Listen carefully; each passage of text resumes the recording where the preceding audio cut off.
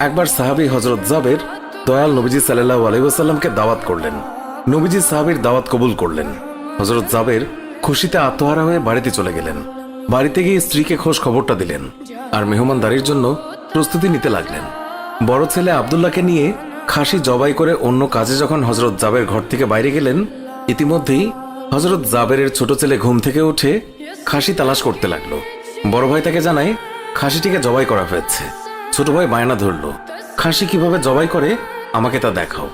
অগত্যা বড় ভাই ছুরি হাতে করে ঘরের পেছনে গিয়ে বলল, এখানে জবাই করা হয়েছে। ছোট ভাই জানতে চাইল কিভাবে। বর্ণনা করে বোঝাতে না পেরে অবশেষে বড় ভাই বলল, তাহলে তুমি মাটিতে শুয়ে পড়ো, আমি তোমাকে দেখাই। ছোট ভাই মাটিতে শোয়ার পর বড় ভাই তার গলায় ছুরি চালিয়ে জবাই করার নমুনা দেখাতে গিয়ে ছোট ভাইকে সত্যি সত্যি জবাই করে ফেলল। বড় ভাই যখন দেখল ছোট ভাইয়ের গলা থেকে রক্ত গড়িয়ে পড়ছে, সে ছটফট করতে করতে একসময় নিস্তেজ হয়ে গেছে। তখন বুঝলো ব্যাপারটি কি ঘটেছে। আতঙ্কিত হয়ে সে নিকটবর্তী খেজুর গাছের চূড়ায় উঠে আত্মগোপন করে রইল। এদিকে হযরত জাবের পুত্রদের খোঁজে বাড়ির পেছনে এসে ছোট ছেলের অবস্থা দেখে থমকে গেলেন। অতঃপর তাকে বুকে করে স্ত্রীর কাছে গিয়ে বললেন, তাড়াতাড়ি একটি কম্বল নিয়ে এসো, বাচ্চাটিকে শুইয়ে দিই। স্ত্রী রক্তমাখা সন্তানের লাশ দেখে চিৎকার করে কাঁদতে লাগলেন। কিন্তু স্বামী হযরত জাবের তাকে সান্ত্বনা দিয়ে বললেন, আজ আমাদের শোক প্রকাশ করার দিন নয়, আজ দুঃখ দেখলে নবীজিও দুঃখিত হবেন। অতএব ধৈর্য ধারণ করো, কষ্ট করে হলেও মুখে হাসি ফুটিয়ে তোলো। তারপর তারা দুজনে মিলে ছোট ছেলেকে কম্বলে মুড়ে রান্নাঘরের পেছনে রেখে আসলেন। স্ত্রী রান্নার কাজে মন দিলেন। হযরত জাবের বের হলেন বড় পুত্র আব্দুল্লাহর খোঁজে। বাড়ির পেছনে গিয়ে ছেলের নাম ধরে জোরে ডাক দিলেন। গাছের উপর আত্মগোপন করে বড় ছেলে সব ঘটনা প্রত্যক্ষ করছিল আর ভয়ে কাঁপছিল। পিতার ডাক শুনে ভাবল, এখন পালাতে না পারলে আব্বার হাতে ধরা পড়তে হবে। ধরা পড়লে আর রক্ষা থাকবে না। পালানোর উদ্দেশ্যে গাছ থেকে লাফিয়ে পড়ে আঘাতপ্রাপ্ত হয়ে সেও মৃত্যুর কোলে ঢলে পড়ল। পিতা কাছে গিয়ে দেখেন আব্দুল্লাহর দেহে প্রাণের স্পন্দন নেই। বড় ছেলেকে কোলে তুলে তিনি বাড়ির ভেতরে আসলেন। স্ত্রীকে বললেন আরেকটি কম্বল নিয়ে আসার জন্য। বড় ছেলের এই অবস্থা দেখে দরদিমা পুনরায় আর্তনাদ করে উঠলেন।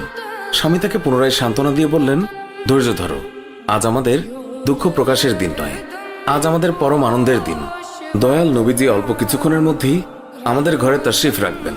তারপর দুজনে মিলে বড় ছেলের লাশও কম্বলে মুড়ে ছোট ছেলের লাশের পাশে রাখলেন। স্বামী স্ত্রী তাদের চোখের পানি মুছে মুখে হাসি ফুটিয়ে তুললেন। হযরত জাবের বাড়ির সামনে দাঁড়িয়ে নবীজির আগমনের অপেক্ষা করতে লাগলেন।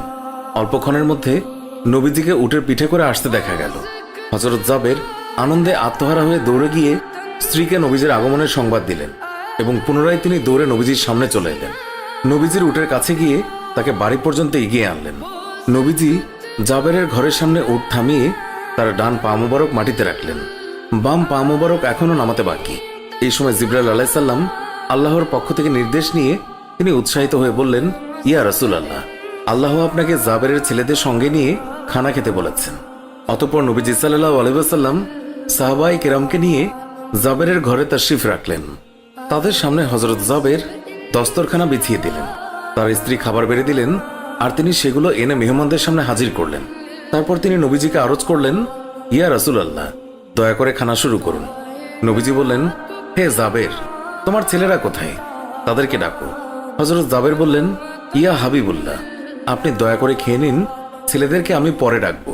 আল্লাহর রাসূল পুনরায় বললেন, তোমার ছেলেদেরকে ডেকে নিয়ে এসো, তাদেরকে সাথে নিয়ে খানা খাবো। হযরত জাবের ও তার স্ত্রী হাত জোর করে পুনরায় আরজ করলেন, ইয়া রাসূলুল্লাহ, আপনি খানা খেয়ে নিন, আমরা তাদেরকে ডেকে দিচ্ছি। তখন নবীজি বললেন, হে জাবের, এই মাত্র জিবরাইল ফেরেশতা আমাকে আল্লাহর নির্দেশ জানিয়ে গেলেন আমি যেন তোমার ছেলেদের সঙ্গে নিয়ে খানা খাই। নবীজির এই কথা শুনে হযরত জাবের এবং তার স্ত্রী আর ধৈর্য ধরে রাখতে পারলেন না। তারা চিৎকার করে কেঁদে কেঁদে সমস্ত ঘটনা খুলে বললেন।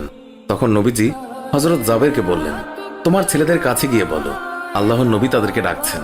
হযরত জাবের নবীজির নির্দেশ মোতাবেক ছেলেদের লাশের সামনে গিয়ে তা বললেন। সঙ্গে সঙ্গেই তারা দুইজন আল্লাহু আকবার বলে উঠে নবীজির কাছে তারা দৌড়ে চলে গেল। অতঃপর নবীজি সাল্লাল্লাহু আলাইহি ওয়াসাল্লাম আল্লাহর নির্দেশ মোতাবেক হযরত জাবেরের দুই সন্তানকে নিয়ে খানা খেলেন। সুবহানাল্লাহ।